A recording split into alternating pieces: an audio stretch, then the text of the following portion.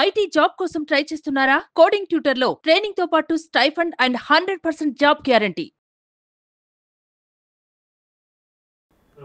నమస్కారం సుబ్బారావు గారు. నమస్తే అండి. మనం చూస్తుంటాం చాలామంది కూడా పిల్లల్లో కావచ్చు, పెద్దలు కూడా కొన్ని ఎగ్జామ్స్కి ప్రిపేర్ అయ్యేటప్పుడు షెడ్యూల్ వేసుకుంటారు. కానీ ఆ షెడ్యూల్ని ఫాలో అవ్వకుండా రేపు చదువుదాం, ఎల్లుండి చదువుదాం అలా పోస్ట్ పోన్ చేస్తూ వస్తూ ఉంటారు. అలా చేయడానికి రీజన్స్ ఏంటి సార్? అంటే ఇంట్రెస్ట్ లేకపోవడం అలా, లేదంటే ఏది వాళ్ళని ఎక్కువగా ట్రిగర్ చేస్తుందంటారు? ఇది చాలా ఇంట్రెస్టింగ్ టాపిక్ అండి. అండ్ ఒక విచిత్రమైనటువంటి టాపిక్. ఎందుకంటే చాలామంది పెద్దవాళ్ళతో సహా ఉదయాన్న బెడ్ నుంచి లెగిసిన వెంటనే వాయిదాలు అనేటువంటిది మొట్టమొదట స్టార్ట్ అవుతుంది.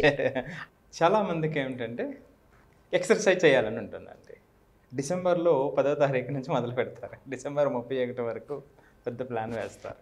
జనవరి 1, 2, 3, 4, 5 తర్వాత అంతే. మళ్ళా షెడ్యూల్ కనిపించదు. చాలా ఎక్కువ మందిలో కనిపిస్తూ ఉంటుందండి. అంటే ఎక్సర్సైజ్ చేయాలి అన్నట్లయితే ఈ వారం కాదులే, నెక్స్ట్ మండే నుంచి వెళ్దాం ఫ్రెష్గా, ఈ మంత్ కాదు నెక్స్ట్ మంత్ అని. అంటే మనలో చెయ్యాలనేటువంటి ఉద్దేశం ఉన్నప్పటికీ కూడా ఏదో ఎక్కడో ఒకటి ట్రిగ్గర్ చేస్తూ ఉంటుందండి. ఇది కాదు, ఈరోజు కాదు, రేపు అనేటువంటిది. సో ఇలా వాయిదాలు మొదలైనటువంటి రోజు అలాంటి వ్యక్తుల్లో చాలా పనులు వాయిదాలు పడుతూనే ఉంటాయి. దీనికను కొంచెం లోతుగా చూస్తే, సైన్స్ ప్రకారం చూస్తే అసలు వాయిదా ఎందుకు వేస్తాము? చిన్నపిల్లల్ని చూడండి, వాయిదా వేస్తారు కొన్ని విషయాల్లో. కొన్ని వాళ్ళకి ఇష్టమైన వెంటనే చేస్తారు. సో ఇష్టం లేకపోవడం అనేటువంటిది మొట్టమొదటి కారణం అండి. ఓకే. చాలా చిన్నపిల్లలు మనం చూస్తే చాలా చక్కగా కనబడుతుంది. ఆడుకోమంటే చాలా ఉత్సాహంగా ఆడుకుంటారు. చదువుకోమంటే వెంటనే అటు ఇటు పరుగులు పెడతారు, రకరకాల విన్యాసాలు చేస్తారు. ఎంతో చూడముచ్చటగా ఉంటాయి కూడా ఆ విన్యాసాలు చిన్నపిల్లల విషయంలో. ఇక రెండవదండి, పెద్దవాళ్ళకి ఇష్టం ఉన్నా లేకపోయినా కొంత చేయవలసి ఉంటుంది. అంటే కొంచెం పిల్లల స్థాయికి వచ్చేటప్పటికి, ఇప్పుడు 6th, 7th వచ్చేటప్పుడు చదువుకోవాలి. సో చదువు ఇష్టం లేదు అని చెప్పడం అనేటువంటిది కరెక్ట్ కాదు. సో అక్కడ ఏమవుతుందంటే పర్పస్ తెలియకపోవడం అండి. రెండో విషయంలో పర్పస్ తెలియదు వాళ్ళకి. ఇక మూడవది, కొంతమందికి ఇష్టం ఉంటుంది, చేయాలనేటువంటి తపన ఉంటుంది, కానీ ఆ అంశాన్ని ప్రయారిటైజ్ చేయలేకపోతారు. ఒకదాని తర్వాత ఒకటి ఆ ప్రయారిటైజ్ చేయలేక దాన్ని వాయిదా వేస్తూ ఉంటారు. ఇక నాలుగోది వచ్చేటప్పటికంటే ఇష్టం ఉన్నా వాళ్ళకి భయం ఉంటుంది.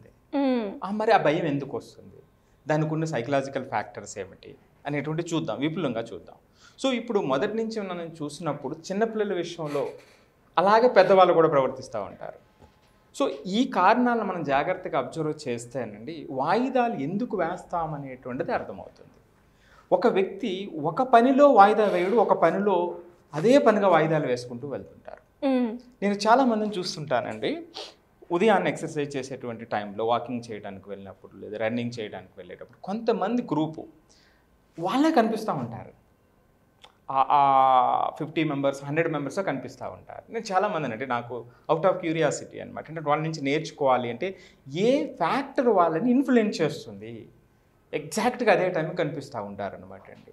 మరి ఏ ఫ్యాక్టర్ వాళ్ళని ఇన్ఫ్లుయెన్స్ చేస్తుంది అంటే చిన్న పిల్లల దగ్గర నుంచి 15 సంవత్సరాల పిల్లల దగ్గర నుంచి నేను అరౌండ్ 85-90 ఇయర్స్ ఉన్నటువంటి డిఫరెంట్ పీపుల్తో నేను మాట్లాడాను. సరే ఎందుకు మీకు ఇట్లాగా, ఎలా రాగలుగుతున్నారు, ఎన్ని సంవత్సరాల నుంచి రాగలుగుతున్నారు అంటే ఎక్కువ మందిలోనండి చిన్నప్పుడు వాళ్ళు స్పోర్ట్స్ యాక్టివిటీలో ఇన్వాల్వ్ అయినటువంటి వాళ్ళు కానివ్వండి, లేదు వాళ్ళ పేరెంట్స్, వీళ్ళు ఇన్వాల్వ్ కాకపోయినా వాళ్ళ పేరెంట్స్, ఇది చాలా ఆసక్తికర విషయం, ప్రతి పేరెంట్కి అర్థం కావాలి ఈ విషయం. వాళ్ళ పేరెంట్స్ చాలా డిసిప్లిన్డ్గా ఉండి ఎక్సర్సైజ్ చేయటము లేకపోతే ఫిజికల్ యాక్టివిటీని రెగ్యులర్గా చేస్తూ ఉండేటువంటి వాళ్ళు, వీళ్ళు అప్పుడు చేసి ఉండకపోయి ఉండవచ్చు. కానీ వీళ్ళు ఒక వయసు వచ్చిన తర్వాత దాన్ని ఆ ఇంపార్టెన్స్ తెలుసుకొని, అరే నా పేరెంట్స్ అప్పుడు చేసేటువంటి వాళ్ళు, మా ఫ్యామిలీ మెంబర్ చేసేటువంటి వాళ్ళు అని ఆ ఇన్స్పిరేషన్తో వచ్చేటువంటి వాళ్ళు చాలామంది అనమాట. చూసారా, అంటే ఒక విత్తనం అనేటువంటిది మైండ్లో స్టార్ట్ అవుతుంది. మనం ఎప్పుడు అందుకే పేరెంట్స్ రోల్ మోడల్గా ఎలా ఉండాలనేది చెప్తూ ఉంటాం. ఇక్కడ జరిగే పొరపాటు ఏమిటంటే పేరెంట్స్ ఈరోజు జరగాలి అనుకుంటారు, ఆ పిల్లల విషయంలో అలా జరగదండి. నేను అనేక వేల ఎగ్జాంపుల్ చూశాను పిల్లల విషయంలో. ఎక్కడో పేరెంట్స్ ఆ వాతావరణాన్ని వాళ్ళు అలవాటు చేసుకొని చేస్తూ పోతే ఏదో టైంలో పిల్లలు, చాలా ఆసక్తికర విషయం, 35-40 ఇయర్స్ తర్వాత కూడా వాళ్ళ పేరెంట్స్ ఎలా చేసేవారు కాబట్టి గుర్తు తెచ్చుకొని ఇది అవసరం అని నేర్చుకున్నటువంటి వాళ్ళు చాలామంది ఉన్నారు నేను మాట్లాడినటువంటి వాటిల్లో. సో ఇదండి కాంటెక్స్ట్ ఇది. సో దీన్ని అర్థం చేసుకోకుండా మనం దాన్ని ఒక ఫోర్స్ఫుల్గా నాకు ఇది కాదు ఇది కాదు అనేటువంటిది మనం ఒక మైండ్ బ్లాక్స్ పెట్టుకుంటాం అనమాట అండి. సో ఇక విషయంలోకి వస్తే ఇష్టం ఉండటం, ఇష్టం లేకపోవటం, ప్రయారిటైజ్ చేసుకోలేకపోవటం, దాని పర్పస్ తెలుసుకోలేకపోవటం, ఇవన్నీ తెలుసుకునేటప్పటికి భయం రావటం. ఎందుకు వస్తుంది ఇది అనేటప్పుడు అండి జాగ్రత్తగా మనం చూస్తే, అంటే ఈ కాంటెక్స్ట్లో మనం చూస్తే ఇష్టం లేనప్పుడు చిన్నపిల్లలకి ఇష్టాన్ని తెప్పించడం, ఇష్టం వచ్చిన తర్వాత కూడా చేయలేకపోతూ ఉన్నట్లయితే పర్పస్ తెలియలేకపోవచ్చు. సో పర్పస్ని ఎక్స్ప్లెయిన్ చేయటం. ఇప్పుడు సపోజ్ ఎడ్యుకేషన్ ఉందండి, ఎడ్యుకేషన్ ఏమిటంటే పర్పస్ అంటే ఇప్పుడు 100 మందిని ఈ క్వశ్చన్ అడిగితే ఐఎమ్ షూర్ అండి 95 పీపుల్ ఏం చెప్తారంటే ఎగ్జామ్స్ మార్క్స్ అని చెప్తారు. కానీ పర్పస్ అనేటువంటిది హయ్యర్ పర్పస్, అది ఓన్లీ 25%. మార్క్స్ అనేటువంటి 25%. ఆ ట్రాన్స్ఫర్మేషన్ అనేటువంటిది మిగిలిన 75% ఉంది, చాలామంది చెప్పరు. సో ఇట్లా ఆ పర్పస్ని తెలియచేయటం అనేటువంటిది అయినప్పటికీ కొంతమంది ఒక ప్లానింగ్ లేకపోవటం వల్ల దాన్ని పట్టించుకోకుండా వెళ్ళిపోతూ ఉంటారు. ఇది 3వ రకం. ఇక 4వది, ఇవన్నీ వచ్చినప్పటికీ కూడా వాయిదాలు వేస్తున్నాము అంటే ఒక సైకలాజికల్ బ్లాక్స్ కొన్ని ఉంటాయండి. ఓకే, అది చెప్పబోతున్నాను నేను మీకు. ఫస్ట్ది ఫియర్ ఆఫ్ ఫెయిల్యూర్ అండి. ఇది చేస్తే ఫెయిల్ అవుతానేమో అంటే మంచి పిల్లలు కూడా, మంచి వాళ్ళు కూడా అరే వీడు ఎంత చక్కగా చేస్తాడు కానీ ఈ విషయం ఎందుకు చేయట్లేదు అంటే ఇక్కడ వరకు ఒక మంచి ఫీలింగ్ ఉన్నటువంటి పిల్లలు ఈ సందర్భం వచ్చేటప్పటికి ఫీల్, అమ్మో ఇది కొత్తది నాకు తెలియదు అనేటువంటి ఆ భయం ఉంటుందన్నమాట అండి. ఇదొక సైకలాజికల్ బ్లాక్ ఉంటుంది. సో పిల్లల విషయంలో అలాంటి బ్లాక్ ఉంటే, లేదా పెద్దవాళ్ళ విషయంలో అయినా, ఇప్పుడు జాబ్ చేసేటువంటి వాళ్ళు కూడా ఒక 25 సంవత్సరాల నుంచి ఒక పని చేస్తునేటప్పుడు ఒక షిఫ్ట్ రావాలి అనుకునేటప్పుడు చాలామంది భయపడుతూ ఉంటారు. చాలా అతి తక్కువ మంది ఆ చేంజ్ని తీసుకుంటూ ఉంటారు. సో అది ఎవరిలో అయినా ఉంటుంది. ఇది జనరల్ కాంటెక్స్ట్ అనమాట అండి. సో ఇది మొదటి విషయం అండి.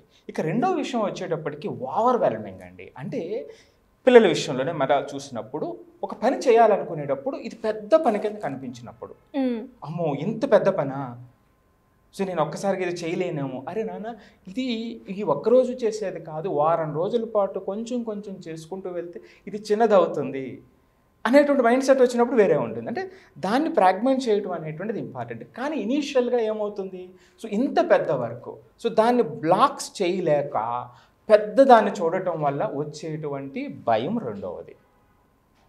సో ఓవర్వెల్మింగ్ అంటాం అనమాట అండి. ఇక 3వ విషయానికి వచ్చేటప్పటికి ల్యాక్ ఆఫ్ మోటివేషన్ అండి. మోటివేషన్ ఉండదు. అంటే ఎంత పని చేసినా సరే అందులో ఇప్పుడు నేను చాలా స్పష్టంగా చెప్తా, ఈ ల్యాక్ ఆఫ్ మోటివేషన్ అనేటువంటిది చాలా చాలా చాలా చాలా ఎక్కువ ప్రభావం మరింత ముఖ్యంగా పిల్లల్లో చూపిస్తుంది. ఎందుకు చూపిస్తుంది అనేది కారణం కూడా చెప్తాను మీకు. ఎందుకు చూపిస్తుంది అంటే అండి, మనం ఇన్స్టెంట్ గ్రాటిఫికేషన్ కోరుకుంటున్నాం.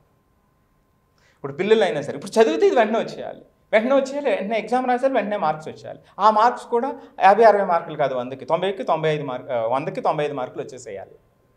ఇది సొసైటీని డ్రైవ్ చేస్తుందండి ఈ రోజున. ఆ ఇనీషియల్ గ్రోత్ని ఎవరూ పట్టించుకోవట్లేదు, ఇన్స్టెంట్ రిజల్ట్స్, ఆ ఇన్స్టెంట్ ఎండ్ రిజల్ట్ని మాత్రమే చూస్తున్నాము. ఇది చాలా చాలా చాలా చాలా ముఖ్యమైనటువంటి పాయింట్ అండి. ఇది అర్థం చేసుకోకపోతే అంటే పేరెంట్స్లో కూడా ఇండైరెక్ట్గా అది ఇన్కల్కేట్ అయిపోయింది. సో నువ్వు లాస్ట్ ఎగ్జామ్లో 60 మార్క్స్ వచ్చినాయి, నువ్వు 80 మార్క్స్ వస్తాయన్నావు, రాలేదు, అది వెంటనే సాధ్యం కాదు కదండి. అంటే పేరెంట్స్లో కూడా ఇది ఇన్కల్కేట్ అయిపోయి ఇన్స్టెంట్ గ్రాటిఫికేషన్, ఇన్స్టెంట్ రిజల్ట్ అనేటువంటిది చూస్తున్నాము. సో ఇప్పుడు 60 మార్కులు వచ్చినటువంటి 65 మార్కులు వచ్చినాయి అనుకోండి, we need to appreciate him కదండి. సో ఒకవేళ 60 మార్కులు వచ్చినటువంటి వాడు 60 మార్కులు వచ్చినాయి అనుకోండి, కానీ ఆ ఎగ్జాము క్రిందటి ఎగ్జామ్ కన్నా కూడా చాలా టఫ్గా ఉందనుకుందాం కాసేపు, అయినప్పటికీ అప్రిషియేట్ చేయాలి కదండి. ఎంతమంది చూస్తున్నారు ఇది? పిల్లల విషయంలో ఆ మోటివేషన్, ల్యాక్ ఆఫ్ మోటివేషన్. ఎందుకంటే చుట్టూ సొసైటీ, చుట్టూ పేరెంట్స్, చుట్టూ ఉన్నటువంటి టీచర్స్ ప్రతిదీ కూడా ఆ గ్రోత్ని చూడట్లేదు. ఆ ఇనీషియల్ గ్రోత్ని చూడలేనప్పుడు చిన్నపిల్లలకి ల్యాక్ ఆఫ్ మోటివేషన్ ఉంటుంది. అట్లాగే పెద్దవాళ్ళు కూడా నేను అప్లై చేస్తున్నాను. ఒక జాబ్లో మీరు ఒక పని చేస్తున్నప్పుడు మీ బాస్ చెప్పినప్పుడు మీకు కొంత ఇంప్రూవ్మెంట్, అంటే వాళ్ళ ఎక్స్పెక్టేషన్స్ హై ఉన్నప్పుడు, సో మీ గ్రోత్ని చూస్తే మీకు ఒక మోటివేషన్ వస్తుంది.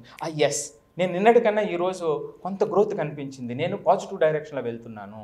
అలా కాకుండా నీకు సెట్ చేసినటువంటి గోల్ ఇక్కడ ఉంది, సో నువ్వు రావట్లేదు అన్నప్పుడు ఏమవుతుందండి, ఎవరికైనా పెద్దవాళ్ళకైనా సరే ఆ ల్యాక్ ఆఫ్ మోటివేషన్ వచ్చేస్తుందండి. సో అంటే ఈ మోటివేషన్ అనేటువంటిది ఎనర్జీ. సో ఈ మోటివేషన్ అనేటువంటిది ఎనర్జీ ముందుకు వెళ్ళటానికి. అది లేనప్పుడు ఏమవుతుందంటే అది వెనక్కి తీసుకెళ్తుంది, అది వాయిదాలు వేయడానికి తీసుకెళ్తుంది అనమాట అండి. సో ఇలా కొన్ని కారణాలు ఏవైతే ఉన్నాయి, ఈ కారణాలను అడ్రస్ చేయగలిగితే వాయిదా వేయటం అనేటువంటిది తగ్గిపోతుంది. ఎలా ఓవర్కమ్ చేయాలి సార్? వీటిలో ముఖ్యంగానండి పర్పస్ తెలుసుకోవాలండి. పర్పస్ ఒకటేని, రెండవది జర్నీని మనం పార్టీషన్ చేయాలండి.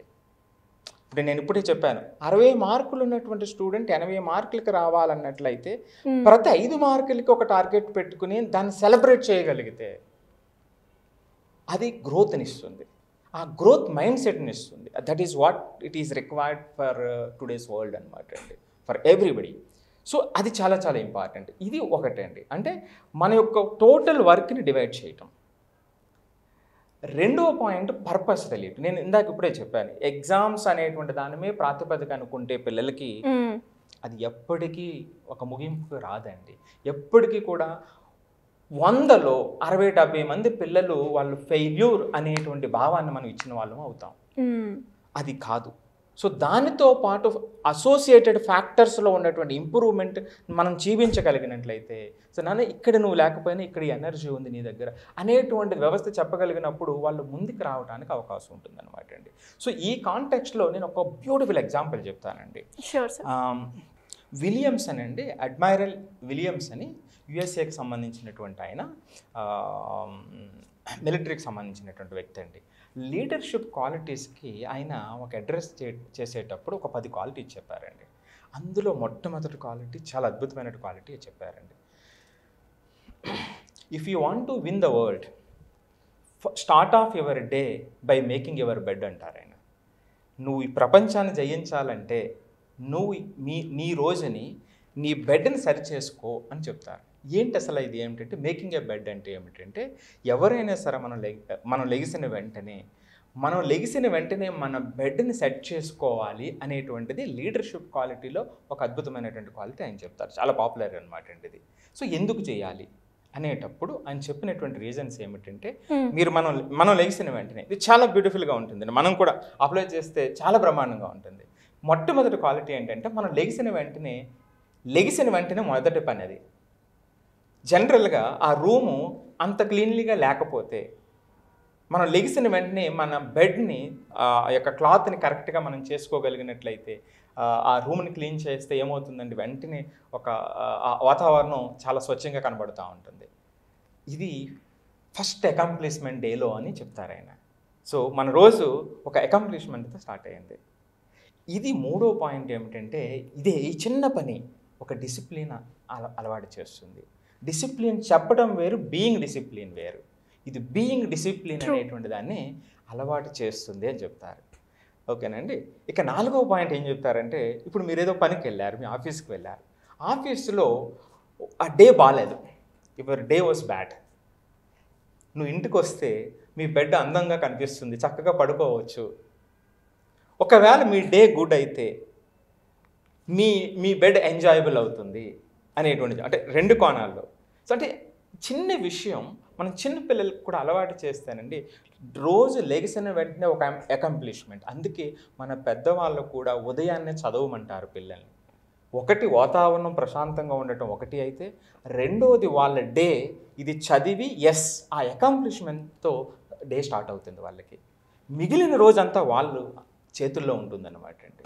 సో ఇవి అంటే ఈ వాయిదాలు వేయటం అనేటువంటిది ఎక్కడో బయట నుంచి పెద్ద టైం టేబుల్స్ తీసుకొచ్చి పెద్ద సైకాలజిస్టుల దగ్గరికి వెళ్ళి వాళ్ళ చేత ఇది కాదండి. సో మైండ్ సెట్, వాటిలో మరింత ముఖ్యంగా ఆ పర్పస్ని తెలుసుకోవటం, సైకలాజికల్ బ్లాక్ని మనం ఐడెంటిఫై చేయటం, కన్సిస్టెన్సీ ఆఫ్ రొటీన్ అలవాటు చేసుకుని, ఇప్పుడు నేను చెప్పిన ఒక చిన్న ఎగ్జాంపుల్ మేక్ యువర్ బెడ్ అని ఆయన చెప్పినటువంటిది. సో ఈ చిన్ని పాయింట్ చేయటం వల్ల వాయిదాలు అనేటువంటివి మనకి మచ్చుకు కూడా కనిపించవండి. Super sir. సో మరి ఇలా ఎవరికైనా కూడా అంటే చాలామంది స్టడీస్లో పోస్ట్పోన్ చేయడం కావచ్చు, లేదంటే ఒక మంచి కెరియర్ గైడెన్స్ కావాలి అనుకునే వాళ్ళు చాలామంది ఉన్నారు. ఇంటరే కావచ్చు, లేదంటే 10th తర్వాత చూస్ చేసుకోవాలి అనుకునే వాళ్ళు, మీ గైడెన్స్ కావాలి అంటే ఎలా అప్రోచ్ అవ్వాలి? సో తప్పకుండానండి. ఇప్పుడు మన దగ్గర ఒక యూనిక్నెస్ ఏమిటంటే, ఇప్పుడు ఇది ఈ వీడియోలో మనం చూస్తే బయట ఫ్యాక్టర్స్ కాదు, ఇన్సైడ్ ఆ మైండ్ సెట్ అని మనం సెట్ చేయగలిగితే వాళ్ళ జర్నీ వాళ్ళకి జరుగుతుందండి. సో అలాంటి కోణంలోనే మన సెషన్స్ అన్నీ కూడా జరుగుతూ ఉంటాయండి. సో మీరు అడిగినటువంటి సందర్భానికి మనకు స్క్రోల్ అవుతున్నటువంటి నెంబర్కి కాల్ చేస్తే మన టీంని వాళ్ళు కాంటాక్ట్ చేస్తారు. డిఫరెంట్ ఆస్పెక్ట్స్లో మన సెషన్స్ కూడా జరుగుతూ ఉంటాయి. వాళ్ళు సెషన్స్ అటెండ్ అవ్వచ్చు లేదా ఇండివిజువల్గా అపాయింట్మెంట్ తీసుకుని వాళ్ళు రావచ్చు అండి. Thank you sir, thank you so much. Thank you అండి.